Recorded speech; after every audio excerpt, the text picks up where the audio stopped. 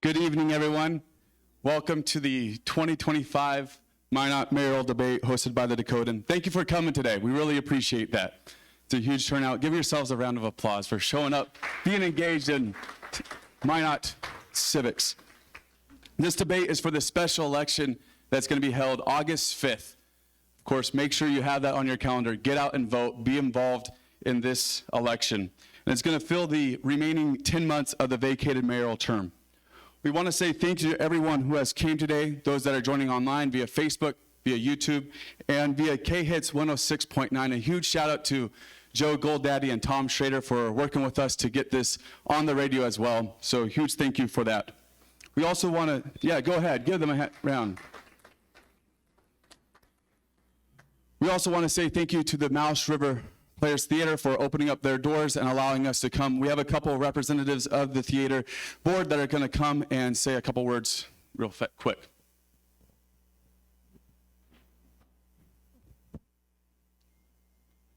Hello, everyone. My name is Dorian Garland. I'm Vice President of the Mouse River Players Club, and this is Edward Montez. He is the President of Mouse River Players Club, and we would like to extend our appreciation for you guys for coming in here, participating in your civics with your politics with the city.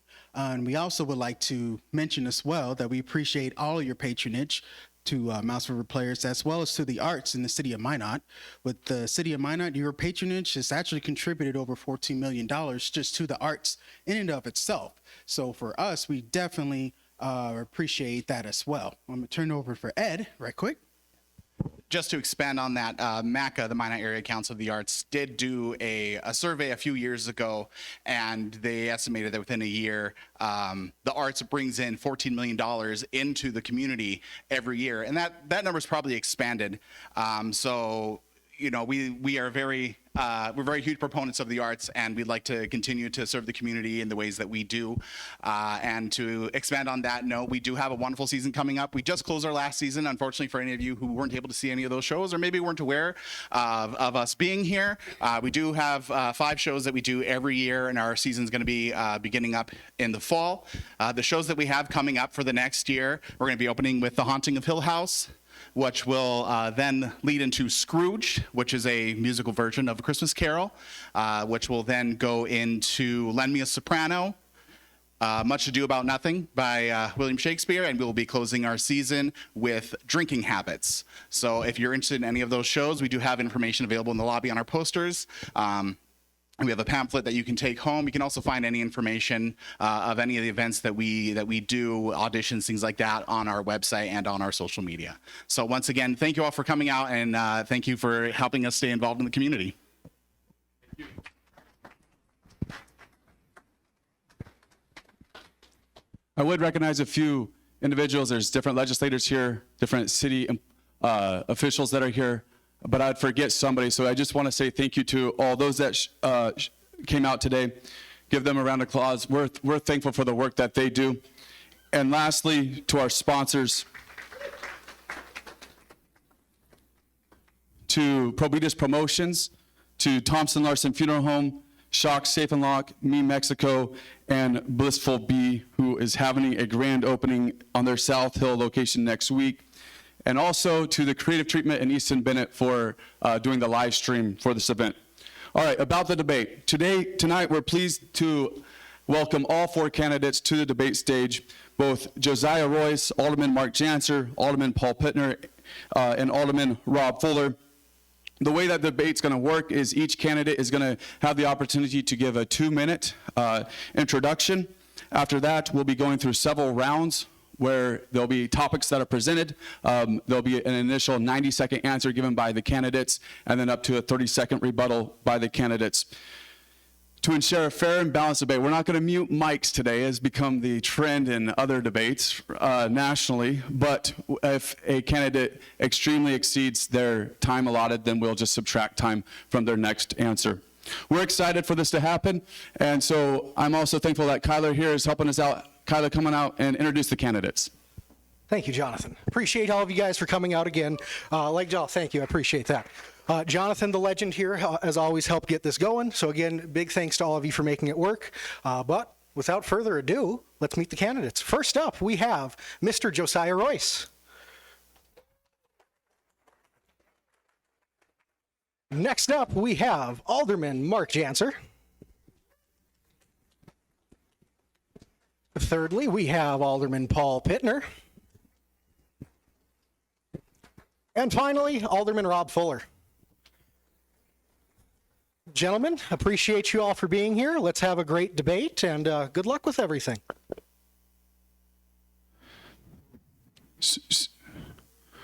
So we're going to go ahead and allow the candidates to introduce themselves, their platforms, their priorities. We're going to start in ballot order. And so right out of the gate, Josiah Royce, kick us off here. Thank you. Before we start the clock, though, may I suggest we do the Pledge of Allegiance? I don't see a flag, but let's just pretend it's back there, shall we? I pledge allegiance to the flag of the United States of America, to the republic for which it stands, one nation, under God, indivisible, with liberty and justice for all. All right, Josiah, go ahead and kick us off. Thank you, everybody, for coming. Some of you know me. Some of you have seen the videos. Some of you have seen the interview. Thank you, Jonathan, for the interview the other day. So my platform is basically, some people are calling it crazy, but I'm really trying to focus on getting back to the Constitution, back to the founding, back to the roots of our country. And the way that we do that, the way that I'm looking to do it, is by putting the power back in the hands of the people. I was born and raised in Minot. I was homeschooled here. My parents grew up in the Minot area. My grandparents lived here growing up. Minot is very near and dear to my heart. And for as long as I can remember, the thing that I've loved most about Minot, as I've tried living in other places for temporary bits of time, is the people. The magic city, the magic of Minot is in our community. It's in the people. We saw it come out really strong with the Minot flood. There were friends and extended, family friends and stuff that came out and really helped. People that hadn't seen each other for years just showed up without even being called to help each other out. So my faith, my hope, my future, my vision for Minot is in the hands of the people. And that's why I'm trying to reduce government overreach and bureaucracy and change back the powers that rule over us and give it back to the people, give it back to us, because our elected leaders are meant to be shepherds, not rulers. And for so long, for the last, pretty much all my life, I've seen how it just gets increasingly tighter as technology increases, our freedoms decrease.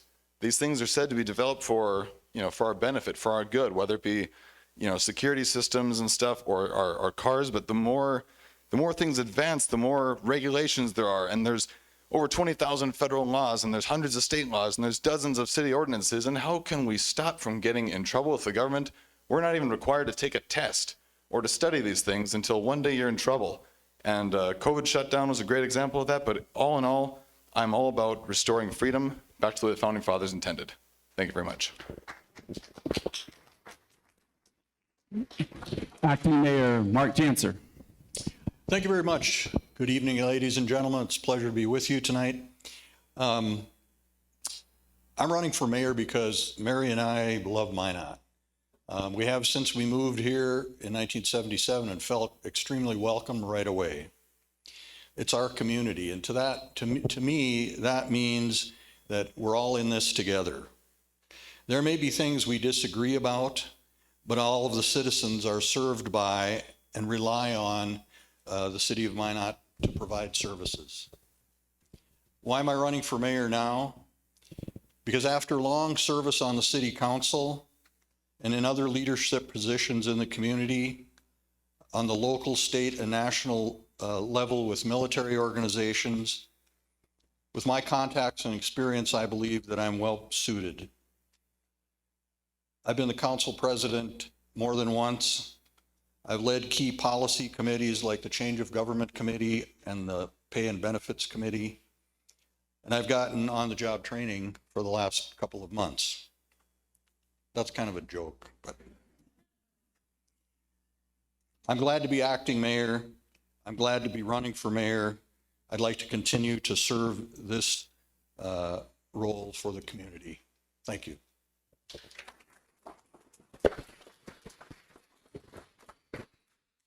Again, thank you everybody for coming tonight. This is important. It's important to be engaged with your government. It's important to get to know your candidates. It's one of those things. When I got into business for myself, or whether it be in real estate or my construction business, there was something that was said to me that not everybody's going to use you, and that's okay. Not everybody's going to come to you, and that's okay. And that's kind of where I'm at. Not everybody that's going to vote for me, even people that I consider friends or family, might not just think that I'm the best person for the job. And I think that's why it's important to be engaged in these things, to really get to know who your candidates are.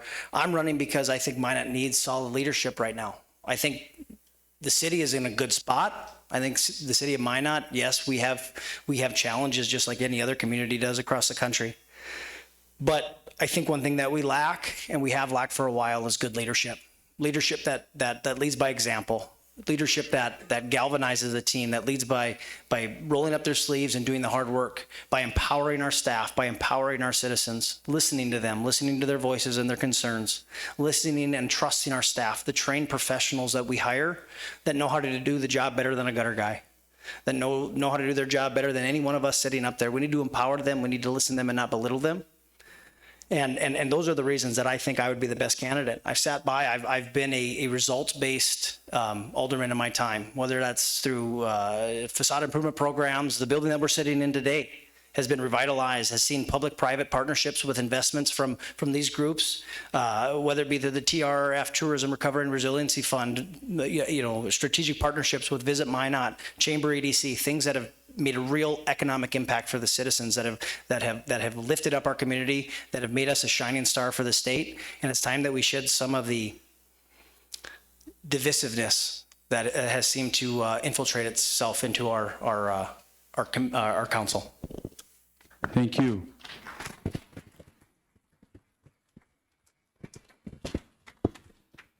Good evening. My name is Rob Fuller. I'm one of your elected city council members, and I'm running for mayor because I think a lot of us felt for a number of years that the city of Minot has kind of been run like a backroom club. They got big budgets, vague answers, and priorities that don't really match what most of us want or need in our community.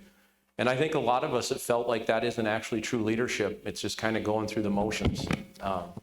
I've spent my life making decisions, helping manage risk at banks, running my own business, raising my family here in Minot.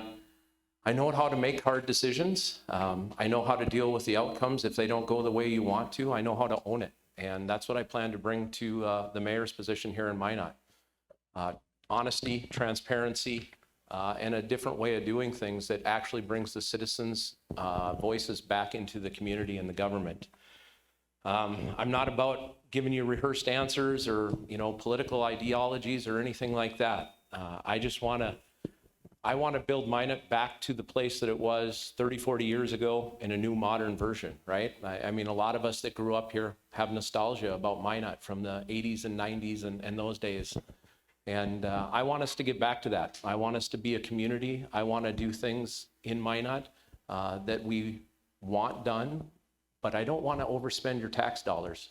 And we've been doing that for a long time, and I think we need to get away from that, so.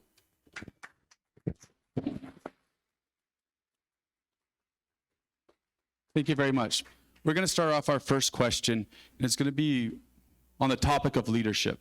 It's been often mentioned that Minot needs a strong leader, and this is in part by an audience-submitted question. How do you actually implement those principles that supports both city staff and also the residents of Minot? We're going to kick off this question with Acting Mayor Mark Janser. There has to be a balance between what is needed for the citizens and for what is needed for the staff. I would put it to you this way. The 480 or so folks that work for the city are out there every day jobbing it, getting things done. And we need to have those people in order to accomplish the services that the city provides, many of which are the only game in town. Whether it's police and fire, whether it's water production and distribution, whether it's sewer, all of those things we're very dependent on. So There has to be a balance between having adequate funds to provide those services through the employees that we have. And then we also need to make sure that we're not overtaxing the citizens and that we're making every dollar count as we do that. Very good. Continuing on with Alderman Paul Pittner. You want to repeat the question real quick? Yeah, if I can remember it. It has been often mentioned that Minot needs a strong leader. How do you actually implement those principles that supports both city staff and the residents of Minot? This is coming from in part from an audience submitted question. Yeah. So again, how do you do that with staff? How do you connect leadership with staff? Well, one, you don't belittle them. You don't bring them up at a council meeting like Rob has done and belittle a staff member and a department head that is learned in their field, that is an engineer that knows how to pave streets, knows how to put items out for bid, okay? And you empower them, you trust in their opinions. That's why we hire these people, okay? How do you connect that with citizens? And before I even go on to that, so when you talk about the aspirations and, you know, the PRIDE acronym that we have for city staff, that I think is a great thing, right? They're the buzzwords, they all sound good. That's been here for a long time. The people that have been taking care of your roads, your streets, your utilities, they've had pride in their job. They've gone to work and they've come home happy at the end of the day and thankful that they've had a good job for a good employer that's taking care of them. Okay, so we need to also understand that opinions should not influence facts, but facts should influence opinions. Okay, and when we have individuals that are going out there working hard, that are doing the good work, that understand we can't just snap our fingers and make things happen, that we need to be stewards and we need to be cheerleaders for our staff members. We need to be the shield that protects them when they're out there working and doing the fine work that makes our city run. So again, how do you do those things? You lead by example. You learn, you listen, you be open to new ideas, and you be a cheerleader for the city. Alderman Rob Fuller. Thank you. Well, I guess honestly, leadership, you know, it's about rolling up your sleeves and doing the work. You know, Paul says I harass, or not harass, but I criticize some of our city staff. And I don't feel that I've criticized our city staff. I ask hard questions and sometimes I demand hard answers. And that's what leadership is. It's not always comfortable. It's not always easy. It's not always fun. But I'm making sure that we're doing the things that the citizens want, not what the city wants, not what the city council wants, what our citizens want. Leadership is going out there and engaging with people, you know, whether that be the city staff, which we engage with quite frequently, whether it be the city community members that we engage with all the time. We need to bring those two things together because right now they're disconnected. The city people or the community don't feel that the city is listening to them. So I think a true leader would be able to step out into that place and say, okay, let's all sit down together as a community and figure this out. Rather than us 6 sitting up there and going, okay, or 7, sitting up there and going, okay, this is what we think everybody wants. Well, that isn't always the case. We try to make the best decisions, but we have to ask the questions. We have to ask, is this necessary? And sometimes the responses aren't what we want. And so, you know, that's leadership though, whether you like that or not, that's leadership, being able to do the hard things when you have to.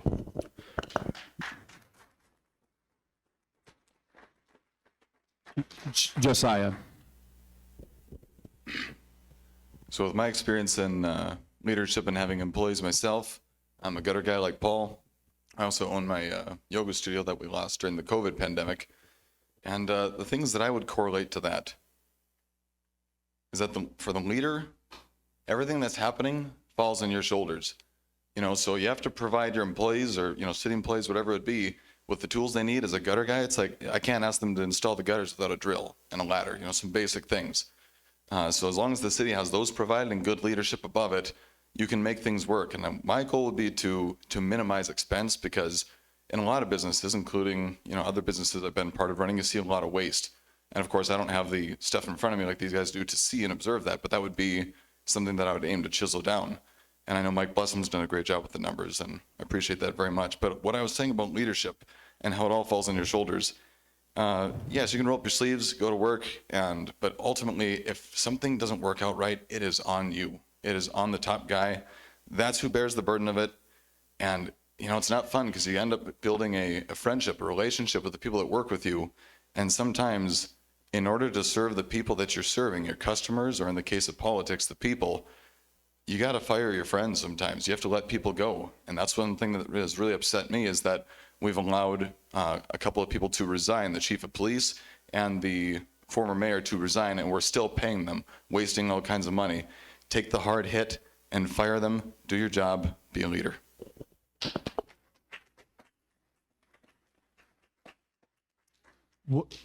Continuing on in this vein, it has been often said as well that Minot has what is considered a weak mayor role. So with that understanding, what is your view of the role of mayor when working within a council city manager system? We'll start with Alderman Paul Pittner. So yeah, exactly that. Exactly that. We are in a weak mayor, strong city manager position, and as a council, honestly, the mayor has less power than a council member in this role, in this capacity. You run a meeting. You can't make motions. You can look for a motion, but you have to be that gap. You have to be the snapshot of our community. You're the snapshot of what Minot represents. What does Minot represent to people on the outside? To me, we need to have a strong leader, a strong mayor position that represents hard work, that represents inclusion, that represents collaboration, that's willing to go out and speak within the community, that's willing to galvanize the community, not only the community, but the communities across the state, whether that be with our state representatives, whether that be with our partners in Fargo or our partners in the legislation down in Bismarck. That's the role of the mayor. And the mayor is just another vote on council, to be honest with you. They vote just like one of us. Their vote counts just like one of us. So again, that role is honestly kind of just a vanity position, to be honest with you. If I'm being honest. So again, it's just being a cheerleader for the city. It's being what Minot should embody. So. Very good. Moving on to Alderman Rob Fuller. Can you repeat that one more time? Yes. Please. Minot has what is considered a weak mayor position. So what is your view of the role of mayor when working within a council city manager system? Okay. Well, with the weak mayor system, we obviously, go out, you do the public appearances, as Paul said, you're the face of Minot. You're the person everybody looks to if things go good or if things go bad. And that's fine. That's part of the job. I think more importantly, though, in my mind, the mayor is the direct link between the city and the council. And, I believe, if I'm not mistaken, the mayor and the city manager meet weekly and have discussions. And I think for far too long, the city has just been able to go to the council and say, hey, this is what we want to do.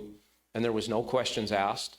And they would rubber stamp it and say, okay, sounds good, boom. And we can all see that in our property taxes and everything else that's going on in the city. I want to be able to sit down with the city manager. It's his job to manage the city, but I want to say, hey, this is the city council's wishes. This is the direction the community wants the council to take us. So how do we get there? And work with them and the city people to more closely align to what the people in the city want, not what the city wants.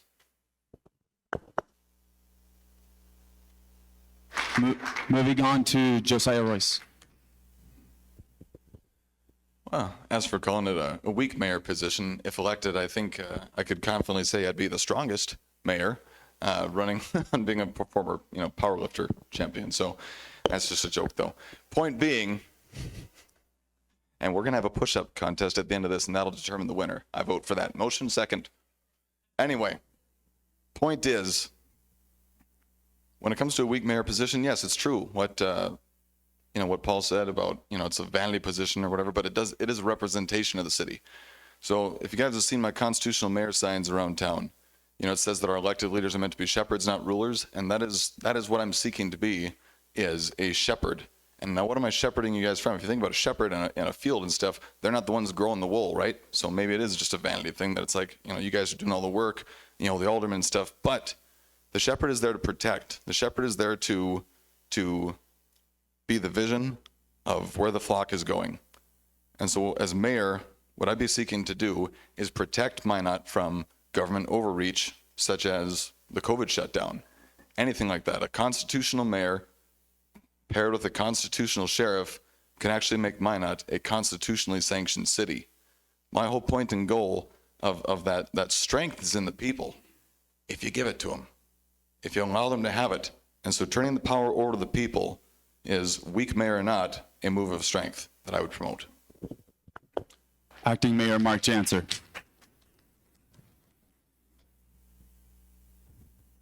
I think it's pretty clear that any system, and I've been around for a couple of them, has its advantages and disadvantages. And the advantage of a city manager type of form that we have now is that you have a professional individual who has had education, training, and in the case of our current city manager, experience in other communities managing a city. The mayor's role certainly is to be a link between the council and the city manager, and between the citizens and the city manager. And the other things that were mentioned by Paul and Rob, I would agree with. There's a certain amount of being the face of the city council, but the mayor gets one vote, just like any other alderman. And in no way are you running the city. And the mayor also signs everything to make, is the signator to everything that the council does or approves. And so those are important functions, as well as sometimes representing the city in places like the legislature or the Pentagon, where it's extremely important that you have a presence and are able to do that. Thank you. I do want to mention that we are accepting questions from the audience. You can either scan the QR code on the screen, or at your seat there was a piece of paper asking for questions. Ushers will be walking by to pick those up, so when you see one, just give them to them and they will be given to us up here. Kyler.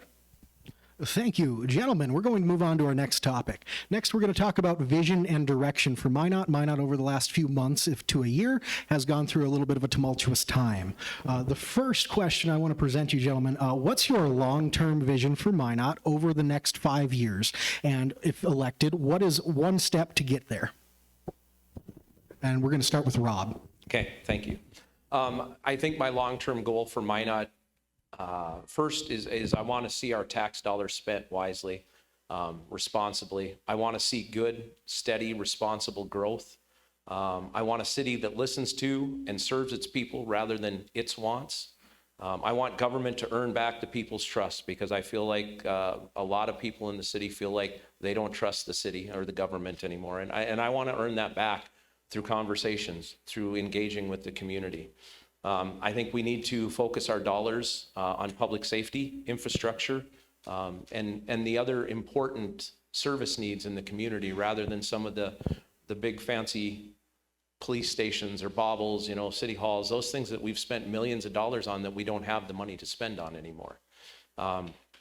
What's one step in doing that? I think the very first step in how we direct our city going forward is to engage the community. We want to hear from the citizens who haven't been heard from, who haven't been listened to. We want them to talk to us and tell us what direction they want to go, and then that is the direction we will move.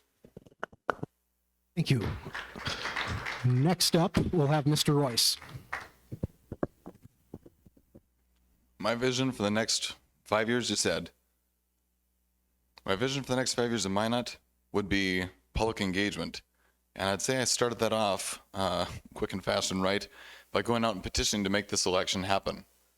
That was the voice and the will of the people of Minot.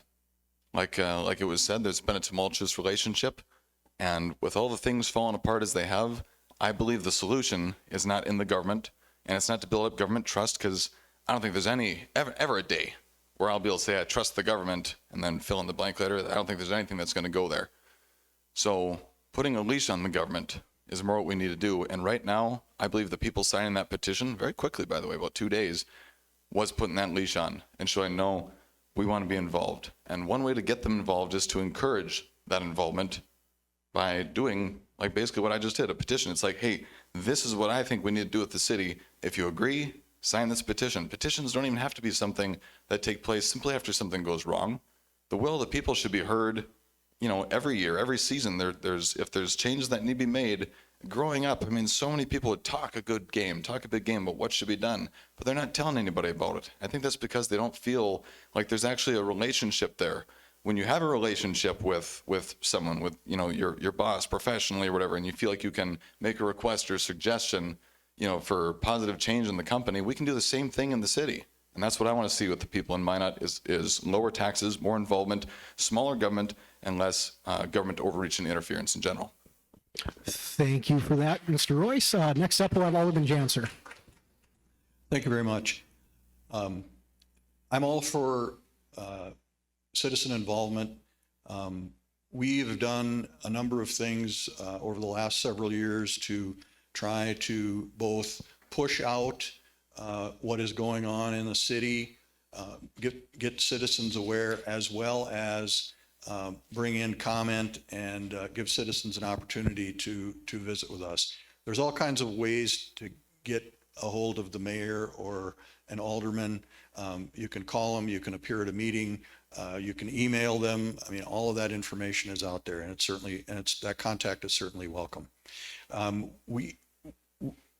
What I see for the next 5 years is to take a path of managed growth that continues to expand on the wonderful city that we have, whether that be with some of our major partners like MSU and Minot Park District, as well as other businesses that we may have the opportunity to welcome into the community or to expand that are here.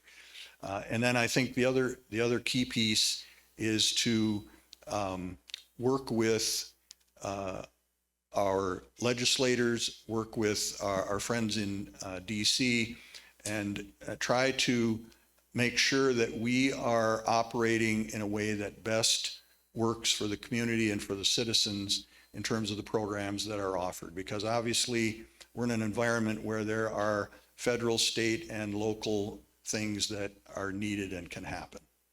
Thank you for that, Alderman. Next up, we'll have Alderman Pittner. So I find it kind of humorous. Going back to my first time running in 2018, there's a list of buzzwords when you run for city council. So if anybody wants to take notes, high taxes, you don't listen to citizens, parking garages, those are the ones you got to hit, right? In reality, in a lot of ways, we need to stay the course. We've got great staff. We've got great department heads that do a lot with a little when it comes to stretching the taxpayer dollars as far as they possibly can. We saw that last year in last year's budget cycle. Your taxes went down, but it only went down because we went into reserves. We dipped into the piggy bank. We really didn't make any cuts. We subsidized the cost of government with the hard work of our city staff by saving funds over the course of a budget process. That's the reality. What do we need to do? We need to continue to invest wisely in our infrastructure, invest wisely into strategic partnerships, whether that be with the Chamber, whether that be with Visit Minot, Minot Commission on Aging, Minot Area Council of the Arts. So one of the reasons we're sitting in this building. When we talk about, housing, we need to find ways to kickstart housing. How do we grow the housing base? How do we grow the tax base? Honestly, it's going to have to come from a public-private partnership. The city's got to get involved in some way, shape, or form. We have to take a more proactive role. We can't sit back like we did when my dad was young in this community and just wait for things to happen. We have to be out in front of this. Can I just say one thing there? Sure, go ahead if you want Those to. buzzwords, taxes, they're hurting everybody in this community. So while it's a buzzword to him, it's important to the rest of us. Alderman Pittner? So we're allowed to. If you got 30 seconds. Can I go back to a previous topic? You have 30 seconds. Okay, so when we talk about asking hard questions of department heads. When you brought Lance Meyer up and berated him in front of God and everyone else, and then went on to the Dakotan podcast and said, if he doesn't believe me, if he doesn't agree with me, maybe it's time for him to leave. And then the next week at that at the bid opening of the bids that you waived and said that you were right. If we would have gone with your bid numbers, it would have cost the city an extra $500,000 to go with that proposal. Alderman Fuller, go ahead. First of all, when 30 Lance seconds. got up there, he didn't give us the truth, and that was what upset me. And I knew the answer to the question before I asked it. You may not do that when you go up there, but I do. So when he told me a half-truth, I didn't find that very respectful to me or to the people of Minot. So yeah, I got irritated with Lance. So.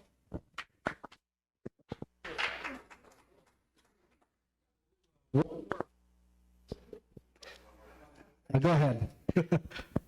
Vague buzzwords, half-truths. Again, there's no substance here. There's the reason that we only had 3 candidates for police chief and why one dropped out, because of the beration of department heads. We cannot allow that type of leadership. It is divisive. It is divisive, and it is permeating not only at our council, but in the comment section, in our communities, and it will tear this community apart. Perfect. Go ahead, Rob. 30 more seconds. So again, with the police chief candidate that dropped out, if we want a chief that doesn't want oversight, that's what we had before. He sat and lied to my face and to the city manager's face. Do you think he should be our police chief? Do you think the people that he continued to let work there, knowing what he knew? I mean, you guys I was investigated talking it about for the you. candidate, not the former police chief, the candidate. Fine, but I mean, we had that same candidate. That's who we fired or asked to leave. Yeah, we did. I mean, he didn't want oversight. He said right in there, and he called our police officers malcontents would have a direct access to the city council member or mayor. Is that really the person we would want leading our police department? All righty, gentlemen, let's move on to the next question real fast. Josiah, we're going to go to you right now, but here's my next question. So if you can wrap it in however you want. This is an audience submitted question from tonight. If elected mayor, are you willing to vote the way of the people, even if it goes against your personal opinions? And Josiah, we'll start with you. Can you repeat the part? Did you say, am I willing to vote? Are you willing to vote the way of the people, even if it goes against your personal opinions? In general, just if there's a subject matter that comes up that is something you may not agree with, but you know it's a majority of the population, would you be willing or in favor of that? In a general sense, since we're being very vague and I don't know exactly what they're referring to, if it's something that I'm personally against on just a personal level, but it's been made clear it's the will of the people is what needs to be heard. That's how our system is set up. However, if it is something that conflicts with the Constitution, if it's something that is actually going to be used against the people, something that, for example, if somebody's complaining because somebody else's dog runs around without a leash or something, well, we need a new leash law. So then the government can come in and you can call the police and they go and punish for profit. I know a Minot resident whose dog just walked slightly off the property, off the driveway and onto the street for a few seconds, and some nutso neighbor called and they issued a fine to her for $150. So it's like there's things that get passed that it's like, even if it's the will of the people, or if it's not the will of the people, but if people are saying, well, we need more laws against this, that, and the other, it's like, look, I'm not going to approve anything that gives the government more power and therefore gives the people less power. And so it's not the government's role to protect people from themselves, but as far as my personal vote on it, if that's something that comes up and I get to vote on, I'm not going to vote in favor of taking people's power away and put it into the hands of the government. That's something I'm never going to do. And as far as wrapping back around into this other stuff, there's a lot of turmoil with that police thing, which is why my solution for having a constitutional sheriff and no police chief at all is a wonderful solution. It's how things used to be. And then it's on them, and you guys don't need to worry about anybody getting mad at you for who you pick for chief. Woo! All righty. Alderman Janser, go ahead.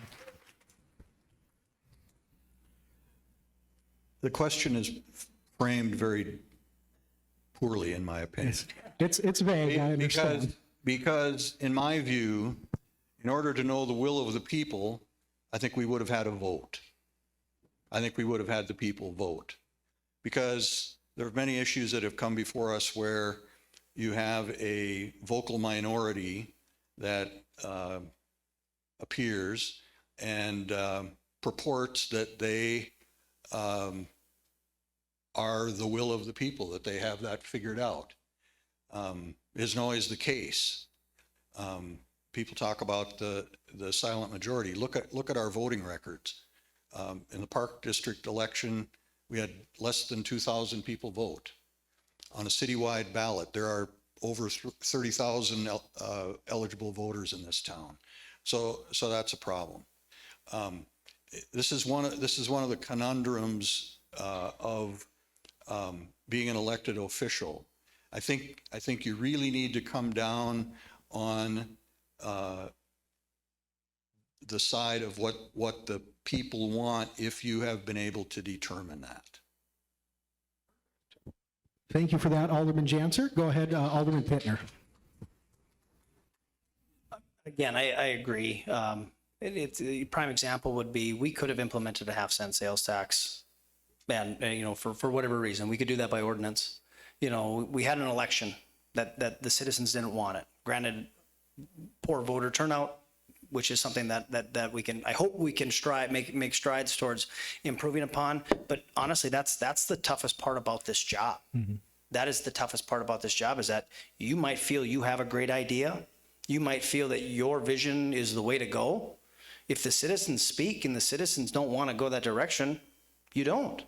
I've got a lot of great ideas at home, but I have someone that overrules me and my wife, and we don't do that thing. So I get it. Again, that is one of the toughest parts about this job. And that's even, just sitting up there with your fellow council members. You put a motion out there and it doesn't pass. You pick up and you move on to the next thing. You have the memory of a goldfish, right? Just keep moving. Move on to the next. Try to make the city of Minot as best as you can with the will of the people in mind. So. Perfect. Thank you for that. Alderman Fuller, go ahead. Thank you. Yeah, I think Mark nailed it. I think Paul hit it pretty close too. I mean, if we hear from constituents before we make a vote on something, I absolutely try to follow the majority of the people I listen to. A lot of the people that contact you before you vote are of like mindset, and a lot of people that contact you after you vote are not of like mindset. I mean, that's usually the way it works, and that's the tough part about the job. You can't make everybody happy, but what we try to do, I think all of us as a whole, is go up there and make the decision for the community that we've heard the community wants, right? Whatever the majority response is, we go with. And if we don't hear from the community beforehand, then I think we take it into our own hands and hope we're making the best decision for the community. Over the course of the last year that I've been on the council, every time I've sat up there, I'm thinking about the community, not myself or not what I want. What am I hearing from people out there? Taxes are too high. Gosh, we're getting crushed by this. What's going on with this? I try to make sure that I'm doing exactly what the community wants us to do. That's the only way we're going to change things in Minot, is to do what the community wants, not just what the city wants. Go ahead. I just want to add one thing to what's been said. I think one of the things that's sometimes forgotten is that when we're elected, we are on the council and we represent all of the people, not just the ones that voted for us, and not necessarily just the ones that we agree with. And that is what sometimes moves in one direction or the other with respect to which way you vote on a question where it's uncertain what the will of the people is. You kind of end up having to come back to what makes sense. Very good. We're going to move on to another topic, and that is economic development. We're located in the Mouse River Players Theater. It's already been mentioned. It's an organization who is a recipient of the Facade Improvement Program. How effective are these types of programs in the Minot community, and should they be used more or less? We're going to go ahead and start with Acting Mayor Mark Janser.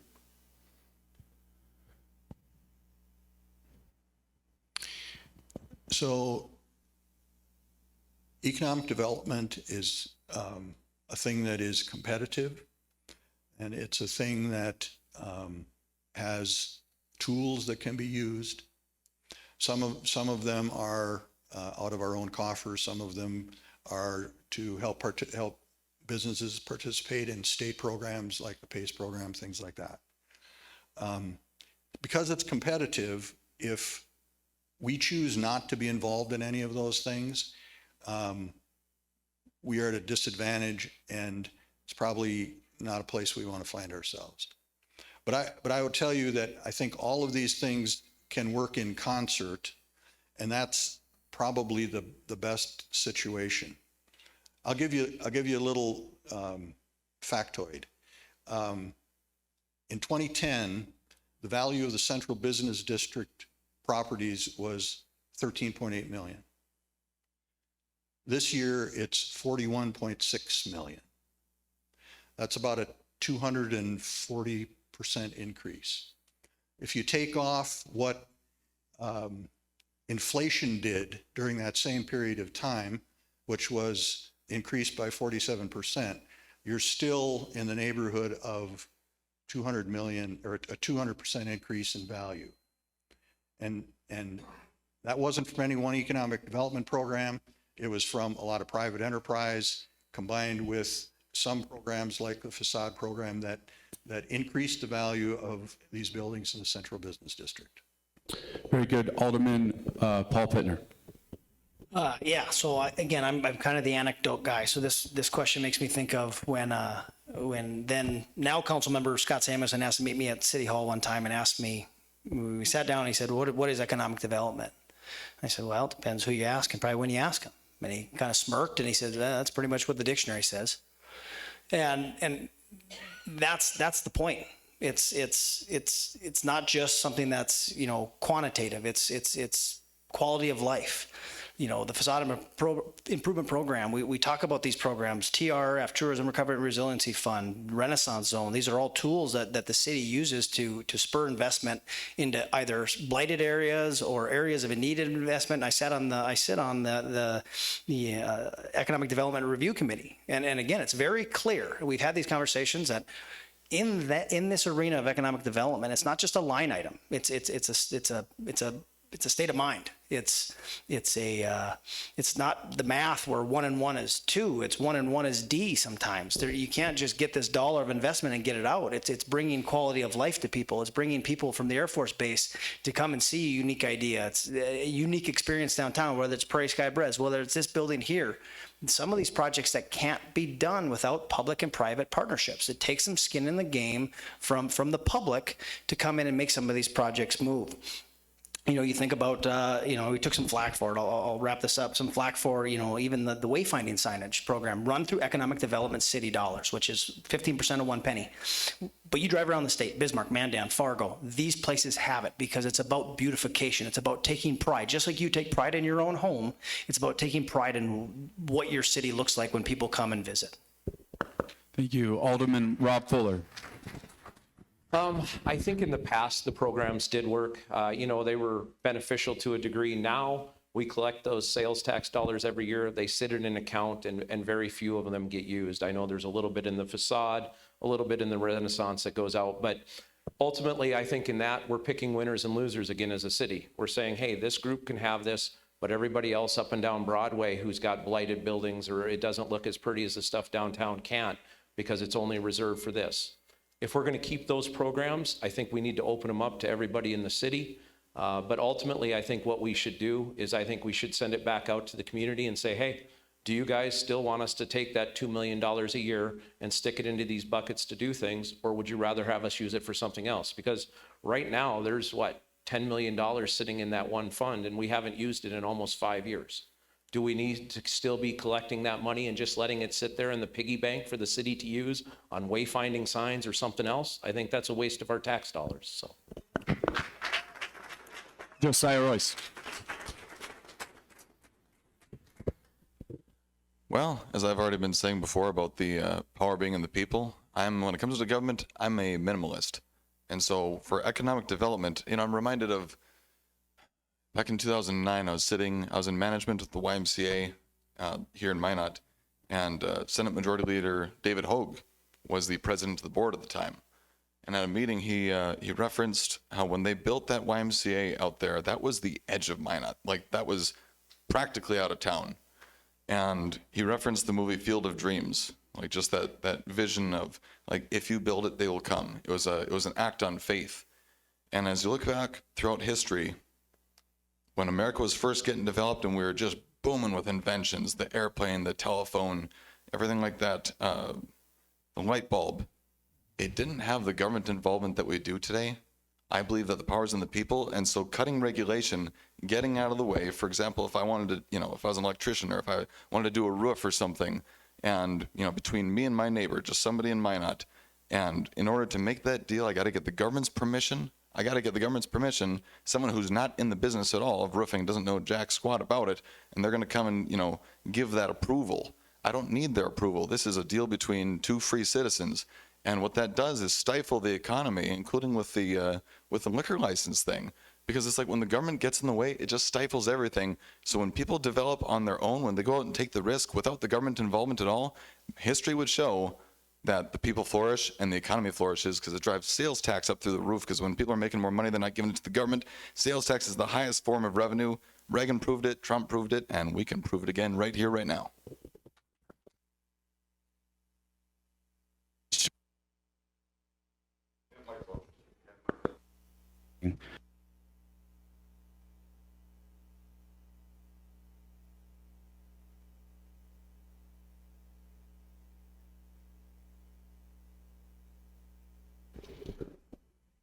I guess it depends on the form of incentive. It depends what we're asking for. If we're asking for taxpayer dollars to be spent on infrastructure build out, call it in the port, should there be some tieback either on job creations? Job creations are nice, right? Jobs are nice. McDonald's went up on North Hill, created jobs. Are those the jobs that we want? Are those career jobs? Are those jobs that are going to drive people to Minot?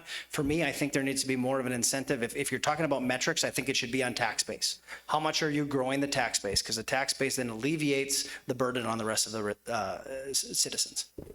Thank you, Alderman Rob Fuller. Yeah, I guess if we're going to give out tax breaks, I think they should be tied to some kind of metric, whether it be what you're going to bring to the community, whether that's jobs, business. I'm not about giving out the taxpayers' dollars. So if we're going to give them out, there better be a good reason, and they better have something to come back to us with. Let's use the Big M building. We're sitting there right now on a $3.6 million TIF that we're going to end up getting back as a city, and we're going to have to deal with. That wasn't a good decision. I understand why they made the decision, and it happened, but no, I mean, those are the bad decisions we've made in the past. So going forward, I think we have to look at them a little more harshly, and we have to say, if you're not going to give us something back as a city, then you're not getting any tax breaks. Josiah. All right, so in general, in response to all these is, keep on talking about how to redistribute the money that we've been taking from the people. Stop taking the money from the people, for crying out loud. Just leave them to have their money on their own, and let's see what they do with their money. They will vote with their dollars. They'll decide how to spend their money. I don't want that responsibility. For crying out loud, as a boss myself with employees and stuff in the past, it's like, I don't want that. I give you your paycheck. You go blow it how you will, and I'll see you Monday. I don't want anybody's tax dollars. It's like, we need to minimalize and stop thinking about favoritism or who could get a grant or who could get this, that, and the other. Stop taking people's money. Let them keep it. Stop taking it. It's not our job. We're not their dad. Alderman Mark Janser. I believe that if there are dollars distributed, there should be a tie to results, to metrics. And this is quite important. There also need to be clawbacks if the criteria aren't met, because sometimes you get into these ventures and it doesn't always turn out the way you thought it would.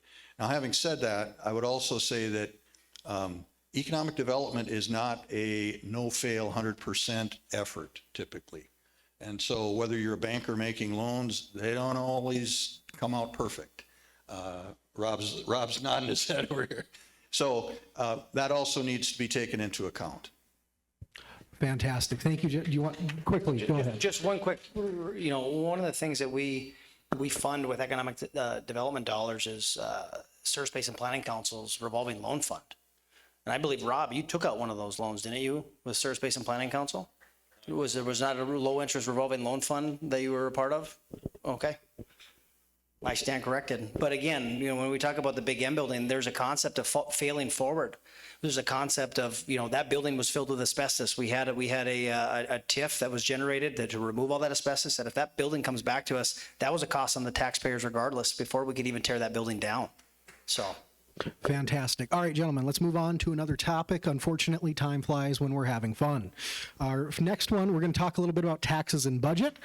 Clearly, as we've determined earlier, we got a little bit of an idea of your vision for the next 5 years of Minot. The term you're running for is only for 10 months. One of the biggest items that you'll have to tackle is the budget. So how can you best position yourself to accomplish the most possible in this time? Alderman Fuller, we start with you. Well, I mean, in my mind, it isn't just about 10 months. Like, the job is 10 months, but then there's the next few years after that, right? Every tax dollar we take from every citizen in Minot is one less dollar they have to spend. So in my mind, we have to be responsible with those dollars, and we have to bring our budget down. So ultimately, when we're sitting up there making decisions, when you have $40 million in excess reserves sitting in your account, it's pretty easy to make a decision to go buy $1 million piece of land or a $1.4 million homeless shelter. Those aren't things that the citizens of Minot would want to spend their money on. Like, if you went to everybody's house, I promise you they're going to say, yeah, I don't think we should spend our money on that. How do we position ourselves? Well, we have to start looking at the budget more closely. I think Harold started last year with a zero-based budgeting system. We have to do transparency. We have to tell them why we're spending this dollar on this item or that dollar on that item.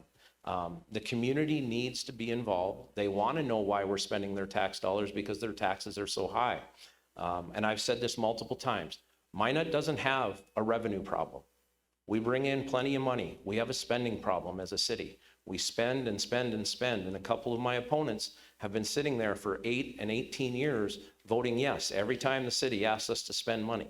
So I think we have to just start to be a little bit more frugal with our taxpayers' dollars and not go after all these big things that we want to go all the time. Thank you. Josiah, go ahead. Well, first off, yes, I agree we need to stop spending the money, but I would and we'll get a chance for rebuttal. Rob, how did you vote on this? These new community police vehicles, whatever that are rolling around. We keep on looking for ways to spend more money, it seems, and the taxes have gone through the roof.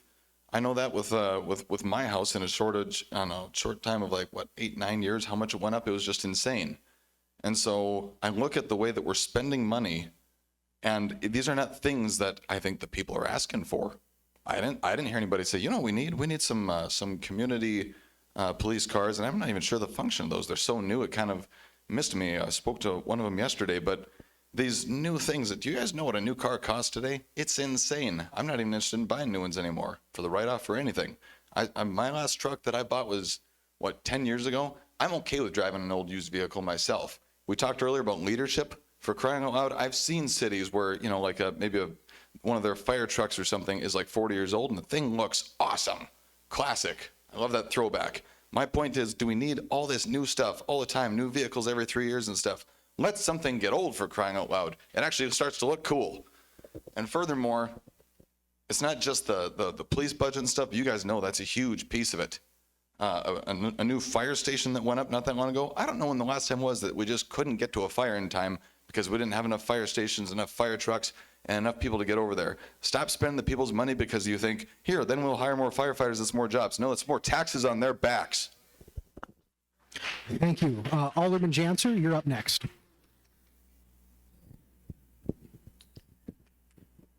There are always choices.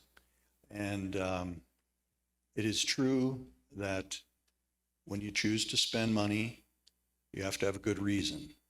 And I think by and large, the council has not spent money because we wanted to or because we simply had money. I think in my experience, situations arose where we needed to do the city's business and it required spending some money. And so the $1 million piece of land, which it turns out by value engineering the flood control project, thank you, Ryan Ackerman, will save us millions and millions of dollars. I think it was 40 million in a pump station that we don't have to build, because we can route flood water through that piece of land to the river. So sometimes there are good reasons why you spend money, and we certainly want to make sure that we have the right reasons. Thank you for that, Alderman Janser. Alderman Pittner, go ahead. Yeah, it's never easy. It's always easy to look back in hindsight and say we shouldn't have raised the budget, or we shouldn't have done this, or we shouldn't have bought that. We actually have a pretty old fleet of vehicles. We learned that through one of our last meetings with Brian Banfield, our Public Works Director. We actually have an aging fleet. My time on council, I've seen increases. My first couple of years on council, we were shifting from the reliance of sales tax to run government. We were lying to ourselves of what government costs to citizens, and we had to shift from sales tax back to property tax. Those were really big shifts, and they hurt. They were double-digit increases in percentage of in property tax. We need to be honest with what government costs to run. We hear that. We want more roads paved. We want more snow removal, but we don't want to pay for it. So yes, it is our job to make those decisions. It's a balancing act, and you're never going to make everybody happy. I get that, but you do the best with what you have. And again, we have great staff. We have great department heads that are given that direction, and they carry that out. But 80% of our budget is people. So yes, we can, through some ways of attrition, when positions come open, not fill those positions, find efficiencies with other policies and other ways of doing business. But we can't stop investing in our people. We have to make sure that's one of our budget priorities, is that we look to retain people. We look at our police department. We're on the verge of some very scary times with the police department because of how short-staffed we are. We need to do what we can, and sometimes that includes spending some money and investing in our people, but that's our best asset. Do you gentlemen have a brief follow-up? If we're quick, Rob, then Josiah. I just want to say one thing, and Mark, he talked about the $40 million that we're going to save from the value-added engineering. We've already spent that about 10 times over on the excess amounts on each of the flood control phases that we've had to overpay for. I don't think we're going to save anything on flood control. It started as $1 billion program. It's now up to $1.5 billion, and if it keeps going, it's going to be about $2 billion, as I said the other night. Our community share has gone from $350 million to $525 million, and it's going to end for somewhere between $525 and $700 million. We have not saved any money. Perfect. Josiah, very briefly, go ahead.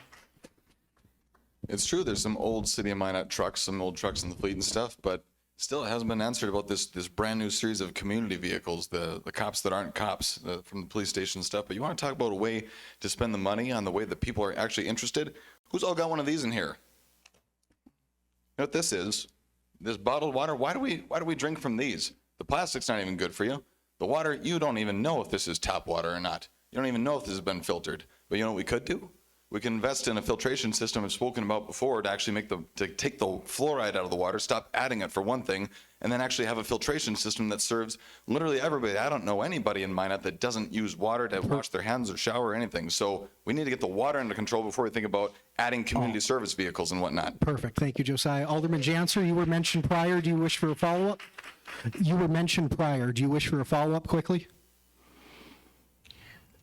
I will just say that, yes, flood control is going up in price. That project certainly is expensive.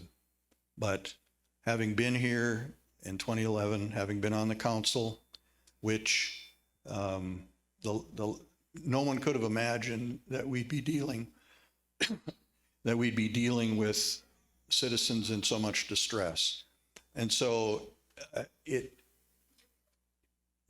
one of those marathon projects that we have to finish, and we're getting plenty of help from the state and others to do that, but we have to continue and finish that. Fantastic. Thank you, Alderman Janser. Go ahead, Paul, real quickly. Yeah, again, when I had a kid, somebody told me, they say it's about $1 million to raise a kid. I can't go to my kid and say, well, it's getting really expensive to raise you. I'm not going to raise you anymore. We are married. This is our child. Flood protection has to get done. We can sit here and complain about it, but there is no other solution. We have to move this project forward. The ramifications of not finishing this and placing the entire flood valley into the highest risk flood zone is going to devalue the flood zone in the valley to the point where you'll have to offset the cost by increasing the values on the hill. It's just reality. It's simple math. So again, this is a project that we have to do. We can complain about it, I guess, if we want, but that really doesn't accomplish anything. Fantastic. Let's get to the next question. You'll be first, Josiah. So I have one more question on this topic before we move on. This one is also an audience submitted question. Do you have any plans to help get affordable, or excuse me, I wanted to do this one. I apologize. Will you make it a priority to cut or lower property taxes without cutting jobs? Yes, starting with you, Josiah. Oh, amen to that. Yes, I was a big supporter of Measure 4. I actually went out and helped with the petition for Measure 4. In fact, it's upsetting to me, from my understanding, that being a member of the League of Cities, that our own tax dollars were used to discourage Measure 4. The former mayor, Tom Ross, and the Bismarck, Grand Forks, Fargo mayor all stood together with that. That was a measure by the people, put forth by the people, and tax dollars were used to oppose the people. That was inherently wrong. That was a violation of, I don't know the code offhand, but I know people who do. But yes, I'm aiming to shrink those taxes, get property taxes down. I want property tax eliminated. My family homesteaded here in the 1800s, and they're still paying property tax on it. Perfect. Thank you for that, Mr. Royce. Alderman Janser, you're next. Obviously, this is a topic that has had a lot of discussion, and I've thought about it in a couple of different ways. One is that it was interesting that Measure 4, which would have eliminated property tax and put it in the hands of the state to fund local services, failed statewide, failed in Ward County, and the Park District measure that would have reduced property taxes also failed. So what does that tell us? It makes me wonder whether the hurt of property tax is really like a biblical plague that is hurting every citizen, or whether they really do see some value in the services that they're receiving for that money. Fantastic. Alderman Pittner, go ahead. Again, short answer, yes. That's always the goal, right? But again, I have no problem paying my property taxes if I feel like I'm getting my money's worth. And that's where the connection has to be made. We have to make individuals feel like their dollars are being spent and invested wisely in the future, in the present, but also with an eye towards the future, okay? We can cut jobs, we can do that, right? But we don't want to do that. We don't want to put people out on the street.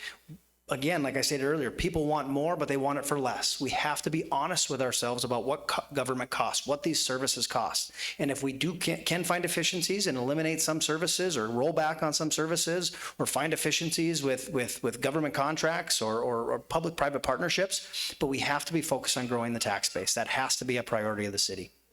Fantastic. Alderman Fuller, the question's to you. Yes, I will always be about getting property taxes down. I think you saw it last year, and it was referenced for the first time in a long time that anybody can probably remember. The city council bought down property tax because the three of us new guys that came on suggested we give back some of the reserves we'd been sitting on. Last night at city council, we came up, firefighters, they were looking to hire new firefighters. You heard the city manager say it after I asked about the expense because, again, firefighters are paid through your property tax. We can't afford it. We can't afford it. We can't keep raising property taxes on people. You know, hearing Mark say, hey, I'm not sure if this property tax hurt is real or if it's just a thought in the community. The people I talk to every day, the property tax hurt is real. And so I'll do everything I can to make sure property taxes are going down. Very good. Switching topics, we're going to go to a one-off question that was an audience submitted question. And we've seen this question in many different forms This way I think puts it the best. In what ways is the city of Minot, or will you protect the rights and freedoms of marginalized individuals? Are we doing a good job, or is there something better that we can be doing? Who do we start with? I'm sorry. Alderman Janser.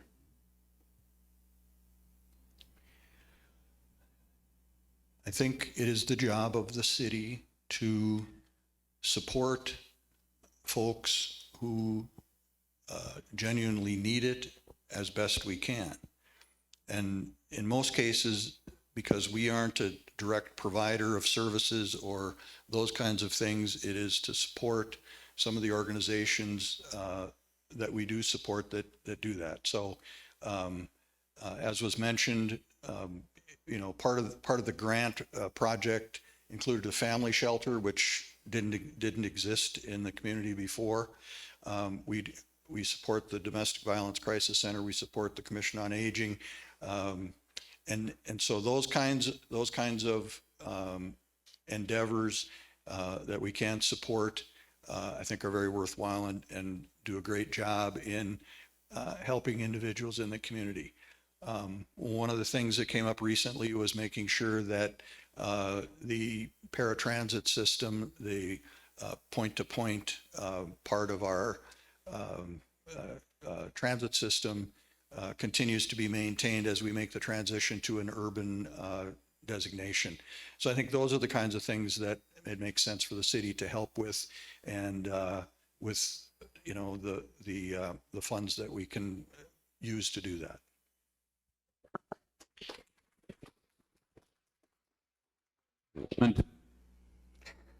Again, what Mark said, in a lot of ways I agree with, just because it's about partnerships. It's about strategic partnerships, whether that be with First District Health Unit, whether that be with Minot Commission on Aging, you know, paratransit, the Family Homeless Shelter. These are partnerships that maybe don't necessarily fall within the purview of what the city council should be doing or what government should be doing, but it's empowering and being an advocate for those organizations, not only with the partnerships that we put together, but being an advocate at the state. We have a mental health crisis. We have an addiction crisis. These things are in our community. There's not a lot of good options for a lot of these things. So if we can work in tandem with our state representatives, with federal dollars, you know, we talk about a lot at council of getting away from federal dollars, and we don't want to use federal dollars. Those are also leaving opportunities on the table. Okay. You know, you talk about Job Corps. We voted down a letter of support to Job Corps to President Trump, right? Was it going to do anything? Probably not, but it was a message to our city that a lot of marginalized people utilize that program. When I was a kid, my dad used to drive by that building, and I remember as a kid sitting next to him, probably no more than 7 or 8 years old. He said, "Paul, that's the last chance house. That's where you go when you got one more chance." And that's the truth. But those people work, even in the city of Minot government, they work. Those were job creation things, and we just gave a big middle finger to that community last night by not supporting them, even if it wasn't going to go anywhere. That's what we said. We turned our back on it. Now I wonder what that building's going to turn into, because I'm sure that the federal government's not in a hurry to do anything with it. Alderman Fuller. Yeah, I fully believe that we need to support all marginalized peoples and groups in the city of Minot. I think we do a good job of it now. Could we always do a better job? I'm sure we could. There's things we probably miss or don't necessarily give everything we can to. But I think as a whole, right now, we do a really good job in Minot. I don't think that there's a lot of groups out there that necessarily have to show up at city council and say, "Hey, I'm not getting this, I'm not getting that." I know we have some people show up, and those are things we have to address as a community. But yeah, I believe all the marginalized people should be supported. I believe we should make sure all laws are followed and everybody is respected and taken care of. Thank you. Let's finish with Josiah, and then we'll allow that. Josiah. Repeat the question once more. Yes, I can. In what ways will you protect the rights and freedoms of marginalized individuals, or is the city already doing a good job of this? I can. Thank you. To protect the rights and the freedoms, like I've said before, getting out of their way. Do we have a right to work? Yes, we have a right to work, supposedly. To protect their freedom, What's going after their freedom? Any of you guys ever show up to impede on somebody's freedom? Out of time for that. You cut that off? Anyway, the point is, guys, so when it comes to freedoms, who's impeding on those freedoms? No, I cannot take your freedom. I have no authority to do that. And thank God for that. Aren't you glad that I don't? You see, the thing is for me, I don't want the government to have the authority to take your freedom if you're not dangerous. If you're not a danger to the, a danger to the community, if you're not committing a crime, the old common law set up within the Constitution is if there is no victim, there is no crime. If there's no harm, there's no crime. And that's what we need to get back to. So as far as marginalized people, I know that some people are picked on and they're easily made as to be more suspicious, for numerous things. They'll be called suspicious because, like that guy with the hoodie on going into the apartment building that the cops went in without a warrant. That was shameful that they were not punished, that they were relieved, and it was just kind of a good training opportunity. Come on, no warrant, no entry. That kind of crap needs to stop. Furthermore, as far as helping the marginalized people, we can have programs, whether it be food stamps and things like that to help out. But what you don't want to do is feed the bear, and then the bear thinks that this is the only place it can come to get food. And the one way you resolve that is if they want to come and get our assistance, if they want to get the city's assistance, awesome. Now let's put you down for some community service time and get you integrated into the system. Let's get you working. Let's get you back in the habit of working. Thank you. Mark Janser, rebuttal.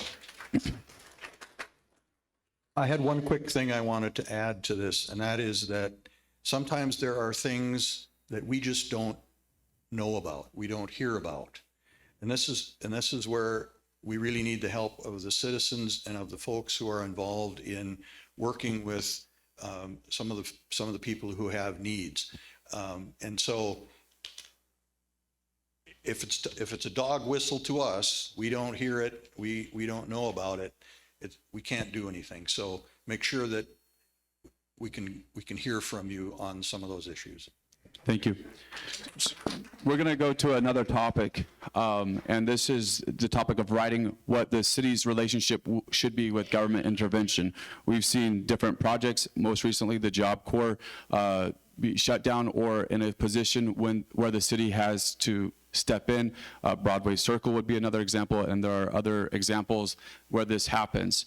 How does, you could even go to childcare and stuff like that. How does the city balance stepping in and helping stuff that is private sector or funded by other levels of government? Where is the balance where the city should step into this area? And we'll just kick it off with Josiah. Well, I think I sort of covered that a little bit with the last question. Do I only have 60 seconds? I thought it was 90 seconds. We're going to do 1 minute from here on out. Gotcha. All right. So as far as the city's involvement, we need to be very careful in what the city steps into, because when they step in, that's a sense of authority that you're giving them. You have to be very careful in giving that authority over to the government. Like when you get a marriage license and stuff like that, it's like, did you really need a marriage license? Like back in the day when the Constitution was founded, did you need permission from the government to get married? That wasn't a thing. So we've gotten way too comfortable with, let's involve the government. Let's involve the government. They need help. Let's get them other people's tax dollars. That might sound really nice and helpful, but it's not very generous when you're taking their money and giving it to other people. So like I said, there's incentive programs for things that the city needs, that all the people that are paying the taxes for the city need. If people want help and stuff, come to the city for help, but then you got to help the city too. Work for the city in a volunteer program or something of that nature where you can do community service. Very good. Thank you. Mark Janser. I think each of these kinds of situations needs to be handled on a case-by-case basis. I think we have to be careful about involving ourselves depending on the amount of resources that are required and some of those kinds of things. We can only do so much, and typically there's some detail behind it all, and we need to figure out what is appropriate for that particular instance, and whether we can be a player. There's the wicked problems of housing, childcare, and workforce. And, sometimes we just need to be a catalyst Sometimes we just need to raise awareness, and it isn't necessarily something where we walk in and take over as a city, and I think that's the best way to do it. Alderman Paul Pittner. So yeah, again, Mark touched on it, housing, right? We say there's a housing need in Minot. Well, we just went through an exercise with the property up by Ramstead. It's $80,000+ per lot to bring infrastructure to those lots. Not feasible. You couldn't give that land away and make it pencil out for a developer, for a builder.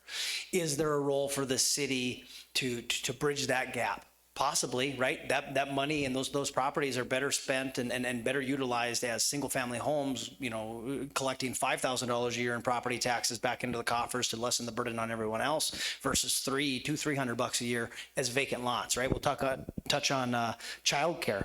Childcare, when we had that come back before council and I brought that back, that was because that was one of the topics that I had the most feedback on. It wasn't about making childcare more affordable. That wasn't, yes, maybe you might, by simple supply and demand curves, bring the cost of childcare down slightly, but it was about bringing accessibility to childcare. When you call a childcare facility and they've got a 200 individual wait list, what are you going to do? Call them back when your kid's 7? You know, again, we need more options. If that can parlay investment, if that can incentivize someone to go from a home daycare to a childcare facility that goes from 7 kids to 40 kids, that's a win for our community, because then that gets people back into the workforce as well. Thank you. And lastly, Alderman Rob Fuller.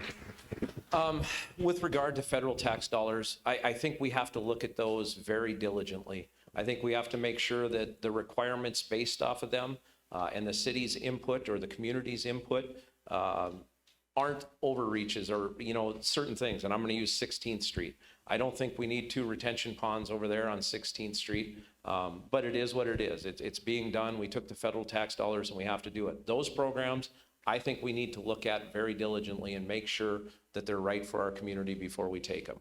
With regard to what we should step into in the community, like buying the Broadway Circle project and those things, you know, and this has been talked about a number of times. I think we have to, as a community, make it a little bit harder for us as a council to determine or to decide to spend our money. When you have $40 million in excess reserves sitting in the bank account, it's easy to spend $1 million on a piece of flood control land. It's easy to spend $1.4 million on the Broadway Circle project. We shouldn't have that much of the citizens' money sitting around. Thank you. We're going to ask a few specific community questions that have come in via online, via written. We're going to get 45 seconds each on these. Let's try to stick to the questions so there's no rebuttal so we can get to these as quick as possible. Can anything be done with the ghost hotels on Minot's North Hill? We'll start off with you, Mark Janser. The hotels on North Hill that are older, and I guess some of them are occupied. Some of the old Vegas, I believe, is not. You know, in as much as those are privately owned, the city has limited ability to intervene in taking it over, or, you know, there have been suggestions that, you know, somehow the city take over one of those facilities and make it into something. I don't think that's feasible, and I think it'll take some developer who wants to put in the capital that's required to change that over. Thank you. Alderman Pittner. Again, that's probably that's a public-private partnership in some way, shape, or form, right? We've placed a lot of those hotels into the Renaissance Zone to try to incentivize investment into those areas. Will it work over time? Possibly, you know, but this is part of a bigger issue. The individuals that occupy those places are they're limited on housing options. For some of these individuals, that's the only place they can A, afford, or B, they're even able to live. So again, that goes back into marginalized groups and marginalized communities. We have to do a better solution of not addressing symptoms, but addressing the problems for the individuals that are living there. So again, I would love to see those parcels, whether it be tore down or repurposed, yes, but we need to do more on the front end, behind the scenes. Alderman Fuller. Ultimately, as Mark said, they're privately owned businesses and privately owned properties, so the city can put pressure out there to try and get them to clean them up. or we can maybe incentivize somebody to come in and buy them up and do something with them. But ultimately, it's hard for us as a city to force some private citizen or business owner to do something if they're not doing anything illegal with it. We'd all love to see it cleaned up. Any answers that the community has, come tell us. We'd love to hear them. We're open to all ideas. Thank you. Josiah.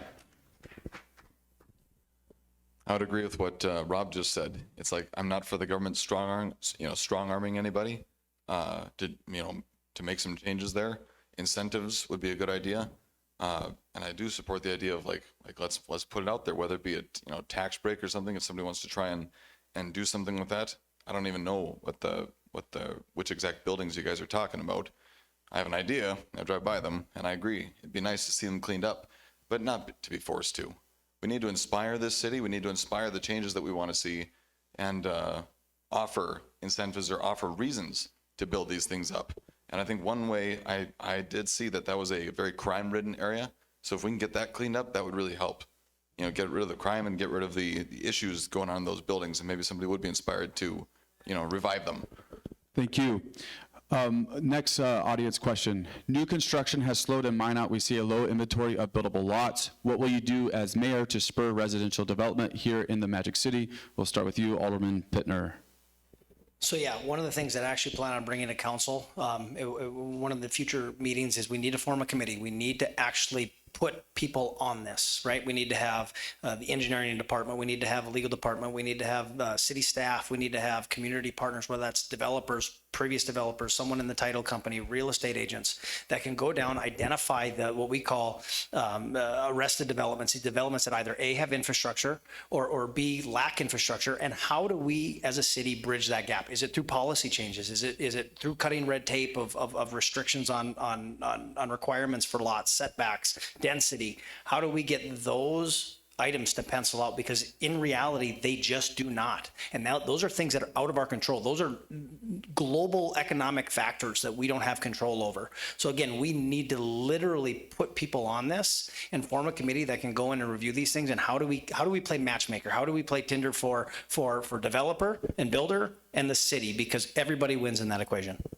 Thank you. Alderman Fuller. Ultimately, I don't think we need to form a committee. We have enough committees doing their thing. What we got to do is cut red tape. Minot has the perspective, or the outside world has the perspective, that Minot's hard to do business with. That means taking a look at our policies, taking a look at our ordinances, making it easier for builders, developers, and the like to come in and do the work. Because right now, whether it's real or perceived, they think it's hard to come do business in Minot. And so that's our job to fix. We need to do developmental incentives that actually work, not ones where we pick winners or losers, but I mean something for the whole community. We've reached out to the school board, as Paul had talked about. I sat down with Dave Lakefield, figured out what the tax would be if we helped them develop that land around Ramstead. And right now, we're looking for any and all ideas to try and make it work. Thank you. Josiah. Yeah, I sure can. New construction has slowed in Minot. We see a low inventory of buildable lots. What will you do as mayor to spur residential development here in the Magic City? Go ahead. Well, first off, being against government overreach, the flood area that has been cleaned out is really some nice, beautiful land, all down by Burdick and stuff, where there was houses and now they're gone. You wonder, that was land that was developed, the plumbing, the infrastructure, and it's all there. And now it's all wasted because of government overreach. I've said this before and I'd say it again. Without the government saying, you can't have that, you can't put yourself at risk, you're not smart enough to take care of yourself, so I'm going to take care of you and I'm going to tell you that you can't have your house there anymore and it's got to go. That was wrong. People had their homes that were, probably a lot of them were paid off. They had an affordable situation. And then when you force them out and force them to start over, you are creating this problem. Government is not the solution to a problem, Ron Reagan said. It is the problem itself. And so for fixing it, cutting the red tape, getting rid of regulations and all the hoops that people got to jump through, the contractors got to jump through, set them free, let them spread their wings, and let them build. Thank you. Alderman Mark Janser on this question.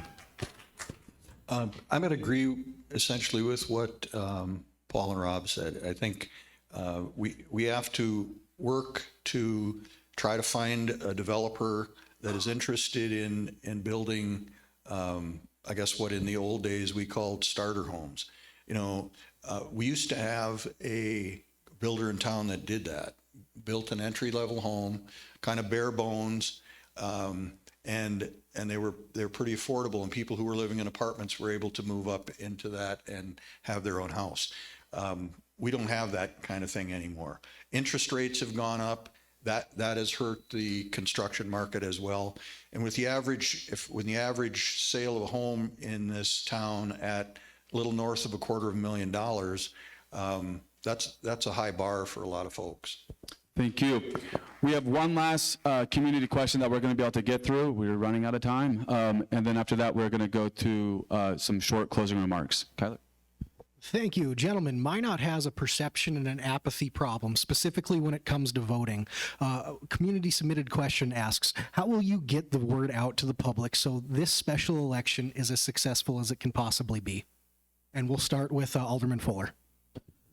Well, I think first, as a city, we just need to make sure that we're hammering it out there, right? Every week, 6 weeks to the elections, 5 weeks to the election. Make sure we're putting it out there, get it in the newspapers, get it in the on the TV stations, because you hear a lot of time people say, I didn't even know about that. I didn't know about that. So I think ultimately that's what we need to do. But we also, it's more about making sure that the community feels that we're listening to them, because when the community's engaged, they'll come out and vote. But they don't feel that the council's been listening to them for a long time. And so they're like, why even go vote? Nobody listens to what we say anyway. That's what I'm here to change. Thank you, Alderman Fuller. Mr. Royce, the question's to you. The people have to believe that there will be a change. They have to believe that they're going to vote for something to happen. They have to know what people are. They have to know what your platform is. And I don't think anybody would disagree, whether you like it or hate it, that I'm bringing some big changes to mine. I'm bringing restoration to the Constitution, restoration to your rights, back to the roots in the ways that my grandfather probably wouldn't even know, because this has been happening for a very long time, where the government is participating in overreach. I know I'm guilty of it myself in the past with city elections, where I'm like, I don't know anything about any of these people. And I don't even, there's not even time now to research it. And so we do need to get out. He's right, we need to get out and talk to people. But for crying out loud, make some strong changes, make some bold changes. I'm here to make some bold changes, and I need the people's vote to do that. Thank you, Mr. Royce. Alderman Janser, the question's to you. I think tonight during the visiting time, I met two people who had never been to a thing like this before and had never been involved in the process. That's a good sign. Thank you. I think all of you remind 10 people that are in your acquaintance, whether friends, relatives, neighbors, to go to the polls on August 5th. Get people to tune into the city council meetings. Get people engaged. I think this is something that is spread and caught. And I think that's what we need folks to experience. Mr. Janser, thank you. Alderman Pittner, the question's to you. Yeah, that was a nice one to come be at the caboose of that one, because again, I think everybody hit a lot of high points. We have to advocate for it. We have to get out there. We have to advertise. We have to, whether it be in our own spheres of influence, we have to get people excited. Everyone that's here tonight, I expect everyone to be at the polls, right? You showed enough care to come out here and sit for an hour and a half, 2 hours with us. I hope that you'll all go to the polls and take a friend with you, like you said. And again, just the city has to do a good job of putting it out there and understand that, even though this is for 10 months, this could be a really important 10 months. This could be a message that not only said to our citizens within the city of Minot, but the rest of the state.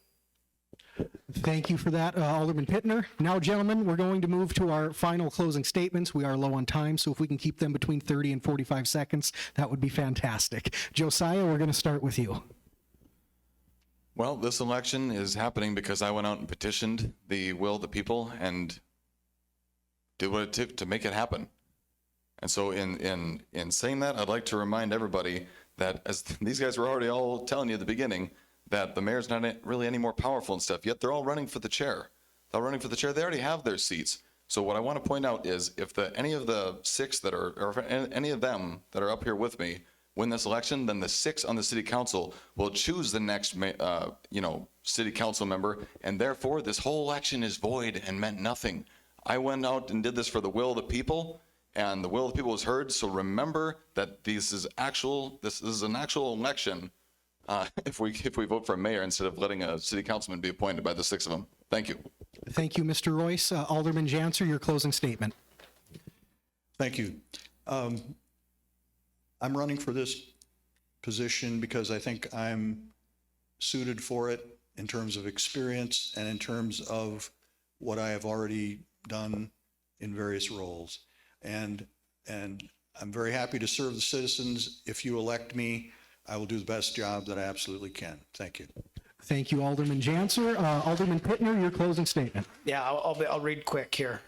Again, I'll be honest with you, there was no secret that I was the last person to enter this race. I entered this race because of Rob, because of what we've seen at council. I've watched what's been happening, and I won't stand by while someone disrespects city staff at public meetings, misuses investigations for political theater, and costs taxpayers tens of thousands of dollars. Now, I'll be fair, the external investigation of the police department did lead to a lot of necessary changes. There's no denying that. But what came before that was reckless.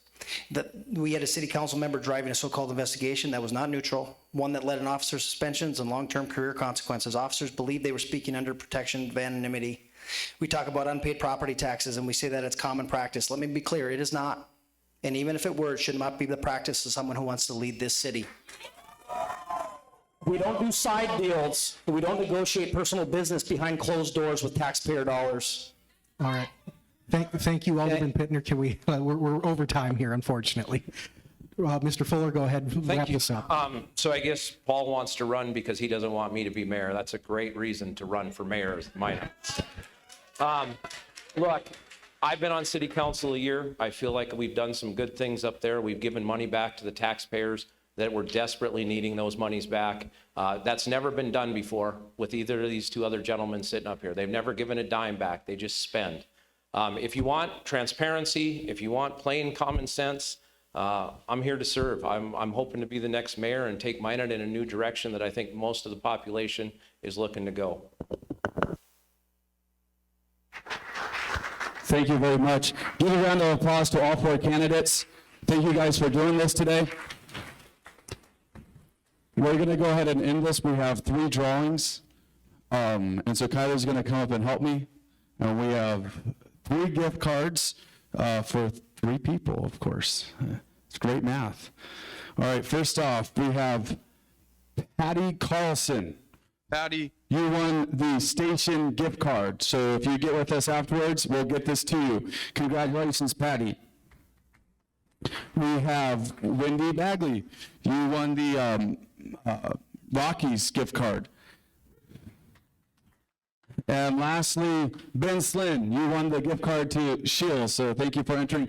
Thank you to everyone for coming out today. It's been a great time. Again, thank you to our candidates for all the work that you guys put in and for joining us today. You guys have a great rest of your night.